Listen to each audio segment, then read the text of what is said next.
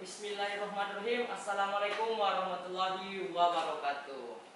Nah, selamat datang dan selamat bergabung buat sahabat-sahabat MMC di live streaming Mapala Medical Clinic episode pertama. Baik, sebelum kita mulai, perkenalkan, nama saya Muhammad Superman, biasa dipanggil Supa. Nah, saya akan memandu acara live streaming ini sampai di akhir acara nanti. Baik, sebelum kita panggil dokter atau narasumber kita, nah saya akan menyampaikan bagi teman-teman tetap stay di live streaming kita hari ini, karena di akhir acara kita akan membuka sesi pertanyaan dan kita akan menjawab pertanyaan-pertanyaan yang sudah ada di Instagram sebelumnya. Baik, tanpa berlama ya, kita panggil narasumber kita, Dr. Gigi Mapala Medical Clinic, yaitu Dr. Reski Ayu Fitri. Silakan, Dok. Ya. Terima kasih. Selamat datang, Dok. Ya. Baik, kita akan membahas tips menjaga kesehatan gigi dan mulut bersama Dr. Reski. Nah, sebelum saya lanjut, saya mau perkenalkan dulu Dr. Mapala Medical Clinic, Dr. Gigi. Ya. Silakan, Dok. Halo. Nama saya Reski Ayu Fitri. Saya salah satu dokter gigi di Mapala Medical Clinic. Jadi selama sudah berapa lama di Mapala? Ini tahun ketiga. Tahun ketiga. Iya. Sejak 2018. Baik, sudah lama ya. Jadi dokter ini sudah berpengalaman ceritanya di Mapala. Baik. Nah, Dok, di sini kita akan membagikan tips kepada teman-teman yang ada di Instagram, yaitu tips menjaga kesehatan gigi dan mulut. Kalau dari dokter, bagaimana sih, Dok? Bagaimana cara menjaga kesehatan gigi itu yang baik dan benar? Kalau berbicara mengenai cara menjaga kesehatan gigi dan mulut, itu sebetulnya klasik ya. Kita pasti sudah sering dengar. Misalnya itu pertama, sikat gigi 2 kali sehari, Ya, betul. pagi setelah sarapan dan malam sebelum tidur. Ya. Kemudian yang belum banyak rata-rata pasien tahu atau kita tahu itu biasanya penggunaan benang gigi. Benang gigi. Apa itu benang gigi, Dok? Benang gigi itu dia seperti benang panjang, bentuknya itu ada 2, ada yang dengan stick, ada yang dengan roll. Mana yang lebih baik itu tergantung dari pasien, yang mana yang lebih nyamannya. Kalau misalnya belum pernah lihat, teman-teman bisa kalau lihat di mana, di googling bisa, di Google boleh, itu ada, tulis saja benang gigi, pasti muncul caranya. Oh, gitu. Selain itu dengan banyak mengonsumsi air putih, banyak memakan buah dan sayur seperti itu. Kalau saya garis besarnya seperti itu saja. Kalau buahnya, Dok, seperti apa itu, Dok? Buah-buahnya yang banyak mengandung air, banyak seperti yang jambu. ya boleh, apel boleh. Boleh.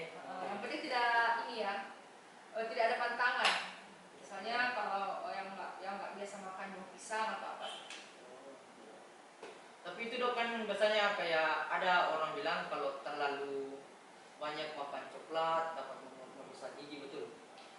Sebetulnya makan coklat atau makan apa Yang saja, manis, yang manis gitu. makan yang manis itu boleh. Boleh. Cuma bagaimana cara kita menjaga kebersihan mulut kita setelah makan coklat. Misalnya setelah makan coklat atau misalnya makan yang manis-manis yang lain, kita minum air putih, kumur dengan air putih, atau sebelum tidur tetap harus dengan menyikat gigi dan gunakan benang gigi. Itu yang paling penting ya, jangan dilupa. Jadi itu yang benang gigi juga penting, Dok. Penting sekali, penting sekali. Jadi buat teman-teman yang tidak tahu soal benang gigi itu bisa dicari di Google apa itu benang gigi. Nanti di situ akan dijelaskan, Dok, banyak. Iya, banyak kok, sudah banyak.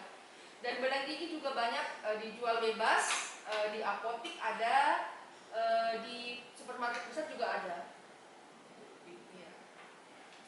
Baik, apakah masih ada, Dok, tipsnya? Secara garis besar saya rasa cukup itu aja. Kalau ada yang mau bertanya boleh. Kalau mulut, Dok, sama. Mulut sama, kurang lebih seperti itu. Oh iya, jangan lupa bersihkan lidahnya juga ya.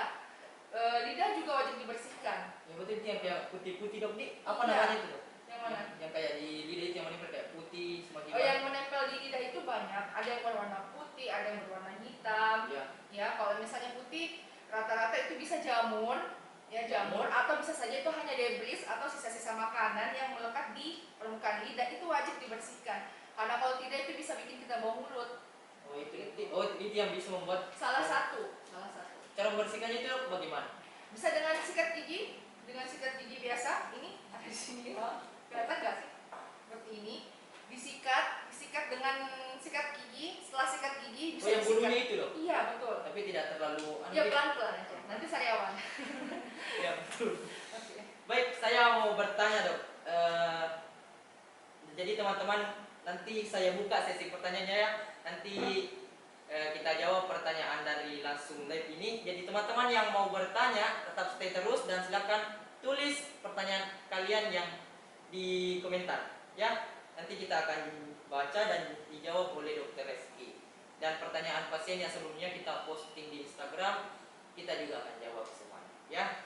Nah, sebelumnya saya mau bertanya dok, kan kalau gigi ada itu orang dok yang kadang itu yang kayak besi yang bersentuhan dengan aspal, sengaja orang yang kasih begini, ada yang kayak ngilu, tapi ada juga yang orang yang tidak. Kenapa bisa itu? Apa bedanya itu dok? Ya, itu sebetulnya kalau itu kan dari responnya orang ya. Itu dari mungkin ya, itu kan tidak bisa kita jelaskan dari segi kedokteran gigi. Gitu. Karena itu ada hubungannya dengan sensitivitas masing-masing orang, dengan psikologisnya maybe mungkin ya. Tapi kalau dari segi gigi hanya dengan mendengar kemudian ada mungkin masalah di giginya yang dicek, Iya, itu hubungannya bisa dibilang tidak ada. Itu lebih ke sugestinya masing-masing orang seperti itu. Makanya ada orang Kalau yang itu mungkin bisa konsultasi ke psikiater mungkin atau ke dokter umum boleh untuk screening yang seperti itu. kalau gitu tidak terlalu ke arah gigi. Iya. Makanya ada orang yang betul-betul langsung respon, tapi ada juga orang yang tidak, enteng tidak dengar. Iya, betul sekali. Itu dari sensitivitas masing-masing orang. Jadi begitu teman-teman. Ini ya adalah masalah yang sering. Iya. Yang sering. Apalagi kalau ada teman tak yang yang jahil begitu, nah sengaja kasih begini pulpen, makanya didengar begitu. Nah, selanjutnya dok, pertanyaan yang sering muncul, bagaimana menjaga mulut gigi supaya tidak berlubang? Oh iya, itu tadi bagaimana cara kita menjaga kesehatan gigi dan mulut dengan rajin menyikat gigi 2 kali sehari ya, dengan cara yang benar. Sudah tahu belum cara yang benar gimana? Tidak, mungkin bisa dipraktek dok, kayak saya masih salah. Oke, ini sebetulnya materi apa yang sering diajarkan untuk anak-anak. Cuma kalau memang kadang orang tua kan udah lupa mungkin seperti apa. Ini boleh ya. Jadi mungkin kita bisa lihat, teman-teman bisa perhatikan mungkin cara, ini simple ya, ini simple tapi ini penting. Cara menyikat gigi yang benar untuk bagian depan. Untuk bagian depan gerakannya itu sebisa mungkin vertikal. Ini dianggap sikat gigi ya. Jadi gerakannya vertikal seperti ini. Nah, ada orang yang begini dok, itu jangan salah. Seperti ini, jangan seperti ini. Salah, itu yang salah. Iya, karena itu bisa mengiritasi, bisa membuat gusi kita itu naik ke atas gitu. Bisa mencederai. Terus pelan-pelan saja ya, nggak usah terlalu. Jangan buru-buru. Jangan buru-buru. Jangan terlalu keras juga, ya, karena itu bisa membuat gigi nanti bisa terkikis. Terus bagian pipi gerakannya bisa melingkar seperti ini. Tetap tidak boleh ke arah. Iya, itu kan tidak efektif. Kita lihat kan susah gigi seperti ini. Kalau kita sikat gini, kalau kita sikat kayak gini kan nggak bersih. Seperti ini, memutar, sama di sini. Kemudian tetap untuk bagian dalam gigi yang kita pakai mengunyah kan yang ini kan teman-teman. Yang ini yang kita pakai ngunyah. Jadi ini juga disikat ya. Ini disikat. Sikatnya biasa kok kayak gini aja. Ya. Makanya yang bagian sini dok, yang ini yang cenderung berlubang. Iya, ini. Tapi makanya tadi kita gunanya tuh pakai benang gigi supaya sebetulnya bisa mencegah gigi berlubang. Karena kalau dengan sikat gigi aja kan kayak gini, kalau sikat gigi saja kan sela-sela gigi ini kan nggak kena kan, gigi kan nempel kayak gini. Kalau kita sikat kan yang tersikat hanya permukaan ini aja. Di tempelannya ini nggak tersikat kan? Itu yang bisa menyebabkan karang gigi. Iya, karang gigi bisa bermula dari situ, lubang gigi pun bisa bermula dari situ. Jadi semuanya dari situ, dari cara menyikat gigi dan cara menjaga kebersihan gigi yang benar. Makan apapun boleh sebetulnya, minum apapun boleh, asal dirawatlah giginya. Setelah mau minum yang kayak dingin sekali. Kalau minum yang dingin sekali, kalau dirasa giginya sensitif ya jangan.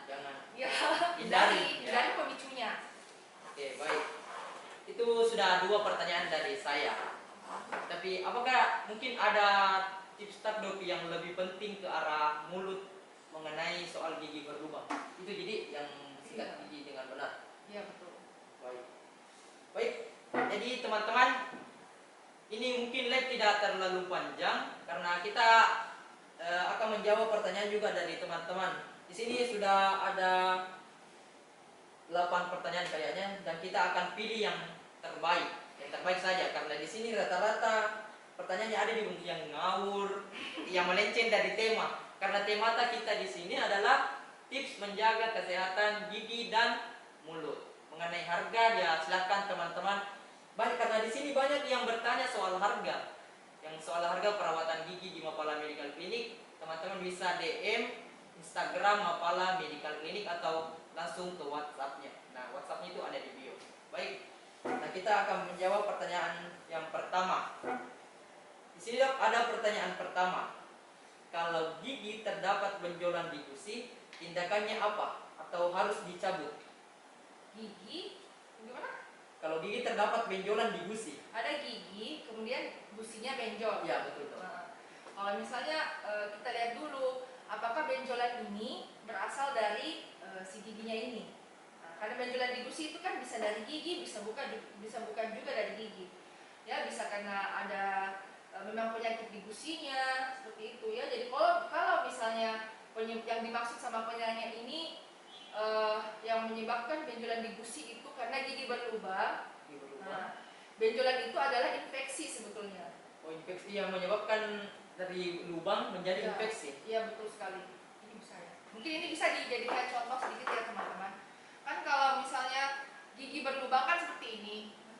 Ya, gigi berlubang kayak gini. Kalau misalnya gigi berlubang yang tidak dirawat dalam jangka waktu yang lama, dia bisa infeksinya itu bisa keluar dari gigi. Nah, jadi keluar dari gigi masuk ke tulang, kemudian keluar di gusi. Itulah yang menyebabkan benjolan. Terus apa lagi? Apa harus dicabut giginya Apa itu dok? tindakannya apa? Ya, Tindakannya tindakannya sebetulnya pertama kita harus ke dokter gigi dulu, nanti dokternya yang tentukan. Konsultasi. Tindakannya ini bisa tidak langsung kita tindaki atau kita harus kasih obat dulu, ya kan? Kalau misalnya bisa kita tindaki, langsung kita tindaki. Minimal itu tindakannya itu bisa berupa mungkin pencabutan mungkin atau kita tangani dulu bengkaknya. Kalau yang masih bengkak dan masih sakit seperti itu. Jadi semua itu tergantung kondisi. Terus kalau masalah apakah harus dicabut, tergantung sebetulnya kalau gigi dicabut atau tidak itu tergantung dari kondisi giginya itu sendiri. Misalnya kalau dia kondisi infeksinya besar, kita kan harus lakukan foto ronsen dulu. Foto ronsen dulu kita lihat sejauh mana infeksi ini menyebar. Kemudian apakah gigi yang tersisa ini masih bisa dipertahankan, dalam artian masih bisa kita tambal gitu kan. Kan setelah gigi dirawat kita harus tambal. Kenapa? Kan masih bisa. Kalau misalnya tinggal sisa akar, tinggal sedikit ya mungkin opsinya bisa dicabut. Jadi tapi kalau tidak ya kita selalu sarankan pasien jangan selalu sedikit-sedikit mau cabut. Kalau bisa dipertahankan kita pertahankan dulu. Iya betul dok. Rata-rata orang itu sedikit-sedikit kalau bermasalah giginya Ya, cabut. Iya betul. Karena sebetulnya pernah ada pasien yang bertanya cabut aja semua dok gigi saya terus pasang gigi palsu. Seharusnya begitu dok. Ada ya. Seharusnya kalau begitu permintaan pasien semuanya apakah bisa? Sebetulnya kalau dari kami dokter gigi pun saya rasa semua dokter gigi pasti menyarankan sebaiknya dipertahankan giginya ya. Apa masalah giginya? Apa gigi ini lubang atau apakah gigi ini goyang atau seperti apa? Itu semua sebetulnya bisa dipertahankan dan ditangani kalau pasiennya mau. Biasanya kalau yang seperti itu kita kasih edukasi dulu ke pasiennya. Kita jelaskan ke pasiennya efeknya apa sih kalau misalnya semua dicabut. Nah, misalnya kan kalau semua gigi dicabut itu dia ngefeknya itu ke tulang gitu. Tulang itu kan kalau gigi tidak ada ya, kalau gigi sudah dicabut semuanya maupun cuma satu tulang itu akan berkurang sedikit demi sedikit. Pernah lihat tidak orang tua yang giginya habis semua? Betul. Rahangnya itu pasti maju ke depan kan, kempot orang bilang kan, kempot. Nah, itu karena giginya nggak ada. Itu yang tulangnya. Iya, tulangnya itu habis sedikit demi sedikit. Jadi kalau bisa giginya dipertahankan gitu. Ya, jadi artinya itu gigi yang penting. Iya penting. Gigi penting sekali gigi. Buat apa kita punya mulut ya Kalau kan? tidak ada gigi. Kalau nggak ada giginya. Cuma juga kalau gigi palsu dok kan? Bukan percuma juga, maksudnya gigi palsu itu kan apa seperti rehabilitasi. Setelah kita cabut gigi, memang gigi ini mungkin nggak bisa dipertahankan, atau mungkin pasiennya akhirnya memilih untuk tetap mencabut giginya, ya kan? Karena tetap pilihan itu ada di pasien ya. Kalau misalnya memang maunya kita cabut, tapi setelah itu kita pasangkan gigi. Cuma kadang kita sampaikan ke pasien kalau misalnya semahal apapun, secanggih apapun, sekarang kan yang paling terbaru itu kan yang paling digembar-gemborkan itu kan implan gigi. Ya. Sebagus dan semahal apapun gigi palsu, yakinlah rasanya tidak akan sama dengan gigi asli. Pasti beda. Beda, ada bedanya. Lebih nyaman gigi asli pasti. Jauh lebih nyaman. Tapi kalau orang tua dok lebih memiliki kayaknya lebih apa gigi palsunya. Kayak kan rata-rata orang yang kayak dari kampung dia suka yang apalagi kalau sudah tua lebih suka biar sedikit goyang giginya pasti mau dia buka. Dia lebih pilih yang lebih palsu, gigi palsu karena lebih mudah katanya dibersihkan. Rata-rata yang saya dapat di lapangan begitu dok. Ya kadang-kadang kan seperti itu kalau orang kalau tua kita dok. kalau kita masih ada daerah biasanya kan tidak bisa kita, maksudnya bukan kita merendahkan apa-apa, cuma kadang informasi edukasi itu kurang sampai ke pelosok yang mungkin ya, jadi mereka pikirnya langsung cabut saja kan, lebih gampang langsung cabut seperti itu. Sudah tidak sakit begitu. Iya betul. Mungkin sakitnya satu kali tapi ke depan tidak dia pikirkan begitu dok. Jadi kita pindah ke pertanyaan berikutnya dok. Nah di sini pertanyaan yang berikutnya yang mana dok? Cara menghilangkan karang gigi. Kira-kira apa? Ya kalau menurut saya dok ya itu scaling dok. Ada cara lain tidak? Pasta gigi kah? Kalau sudah parah dok mungkin scaling yang utama. Kalau nggak parah karang gigi boleh pakai pasta gigi. Bisa Tidak, ada. Ya jadi cara menghilangkan karang gigi ya dengan betul tadi dengan scaling. Scaling itu pembersihan karang gigi dengan alat ultrasonik ya. Jadi kita itu alatnya dia sistemnya bukan mengikis gigi, bukan, dia itu alatnya itu bergetar. Dengan getaran itu dia Membuka. apa ya? Dia membuka perlekatan karang gigi. Nah, gitu. Kan kalau misalnya kita pakai, kan sekarang apa ya? Banyak yang mengklaim campuran inilah bubuk ini bubuk penghilang karang gigi, itu sebetulnya saya sendiri belum pernah coba ya, dan tidak tertarik untuk mencoba karena maksudnya kalau mau menghilangkan karang gigi ya dengan alat pembersih karang gigi seperti itu, bukan dengan pasta gigi abal-abal atau bubuk yang dijual bebas, itu enggak aman. Itu gak aman dok. Itu yang kalau efek sampingnya yang dia pakai bubuk itu dok apa? Efek samping gini, sebetulnya bubuknya itu apa gitu? Bubuknya itu sebetulnya apa? Apakah betul dia bisa menghilangkan karang gigi? Pun kalau misalnya entah apa ya yang mereka campurkan, kalau misalnya itu bisa betul menghilangkan karang gigi, bayangkan gigi kita yang keras saja, ya kan, karang gigi yang keras saja bisa dihancurkan, gimana dengan gusi yang ada di dekat gigi? Gusi itu kan lunak kan? Lunak. Gimana coba hancurnya? Gimana coba efeknya ke gusi itu? Bisa iritasi, bisa macam-macam lah. Jadi jangan mudah tergoda dengan berbagai macam klaim produk-produk yang belum ada izin atau apa, belum jelas ya, jangan dulu lah. Boleh konsultasi dulu ke dokter, boleh. Itu yang utama dok. Iya. Kalau ada permasalahan gigi. Boleh. Konsultasi aja nggak apa-apa. Kemudian kita pindah dok. Di sini ada nomor 3, tips agar gigi terlihat lebih cerah dan apa selalu aman. Tips agar gigi terlihat lebih cerah dan apa selalu aman. Oke, cerah dulu. Pertama untuk lebih cerah itu ya bisa dengan bleaching ya.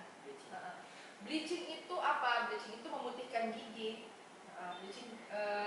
Bleaching memutihkan gigi itu ada 2 jenis. Ada yang pasien bisa lakukan di rumah, ya. Ada yang bisa dilakukan di praktek dokter gigi.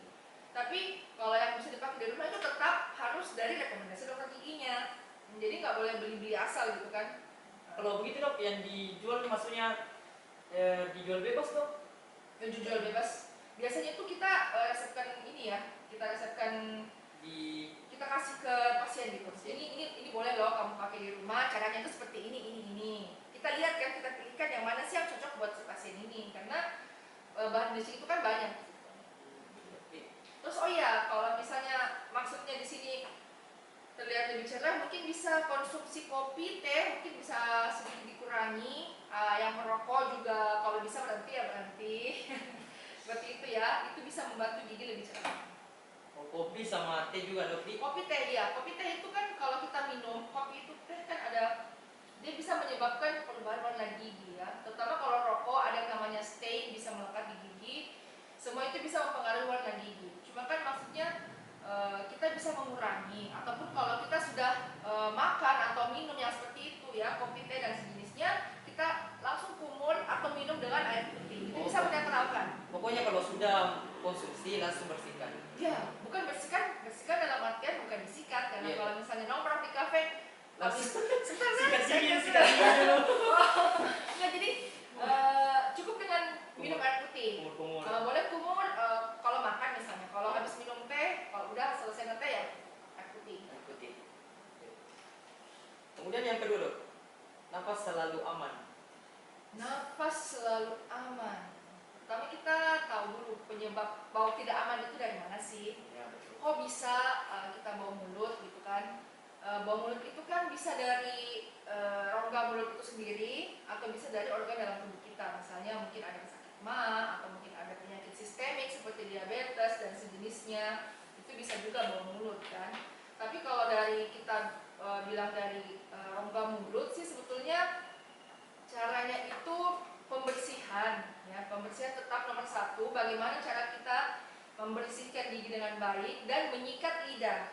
Kadang-kadang bau mulut itu berasal dari lidah. Lidah yang kotor bisa menyebabkan bau mulut.